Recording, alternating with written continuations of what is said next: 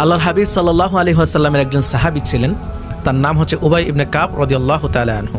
তিনি আল্লাহর হাবিব সাল্লাল্লাহু আলাইহি সাল্লামের সামনে বসা ছিলেন। তো তিনি আল্লাহর হাবিব সাল্লাল্লাহু আলাইহি সাল্লামকে প্রশ্ন করতেছিলেন। তো হাদিস শরীফটি এইভাবে এসেছে, তিনি বলতেছিলেন যে ইয়া রাসূলুল্লাহ ইন্নী উকথিরুস সালাতা আলাইক, আমি আপনার উপরে বেশি পরিমাণে দুরূদ আদায় করি।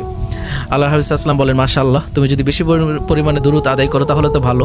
তখন তিনি প্রশ্ন করলেন ফাকাম আজআলু লাকা সলাতি, অর্থাৎ আমি আপনার জন্য এই দুরূদের সংখ্যাটা কতটুকু বৃদ্ধি করব, একটু আমাকে বলে দেন। রাসূল কারীম সাল্লাল্লাহু আলাইহি সাল্লাম তিনি বললেন মা শিতা, তুমি যতটুকু চাও তুমি ততটুকু আমার উপরে দুরূদ আদায় করো। তখন তিনি বললেন আর রুবু, অর্থাৎ আমি দিনের 1/4 আপনার উপরে দুরূদ আদায় করব, অর্থাৎ দিনের 4/1 আপনার উপরে দুরূদ আদায় করব। তখন আল্লাহর হাবিব সাল্লাল্লাহু আলাইহি সাল্লাম তিনি বললেন মা শিতা, তুমি যদি এটা ভালো মনে করো তাহলে করতে পারো। ফাইন জিত্তা ফাহুয়া খায়রুন লাক, তুমি যদি এই দুরূদ পড়ার সময়টাকে বৃদ্ধি করো তাহলে সেটা তোমার জন্য আরও বেশি মঙ্গল হবে, আরও বেশি কল্যাণময় হবে। তখন তিনি বললেন আর নিসফ, অর্থাৎ আমি দিনের অর্ধেক সময় আপনার উপরে দুরূদ আদায় করে কাটিয়ে দিব।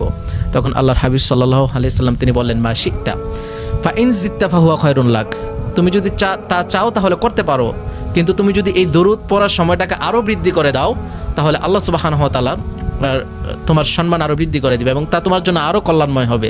তখন তিনি বললেন আজআলু লাকা সলাতি কুল্লাহা, অর্থাৎ আমি আপনার উপরে দিনের সমস্ত অংশ দুরূদ আদায় করে কাটিয়ে দিব। রাসূল করিম সাল্লাল্লাহু আলাইহি সাল্লাম তিনি খুশি হয়ে গেলেন, ওই সাহাবীকে সুসংবাদ জানিয়ে দিলেন ইদা তুকফা হাম্মাকা, অর্থাৎ তুমি যদি তোমার সমস্ত দিন আমার উপরে দুরূদ আদায় করে কাটিয়ে দিতে পারো তাহলে আল্লাহ সুবহানাহু ওয়া তাআলা তোমার মনের যেই দুশ্চিন্তা আছে, টেনশন আছে, তোমার জীবনের সমস্ত দুশ্চিন্তাগুলো দূর করে দিবে, তোমার সমস্ত হতাশা আল্লাহ দূর করে দিবে এবং তুমি সুখে থাকতে পারবে।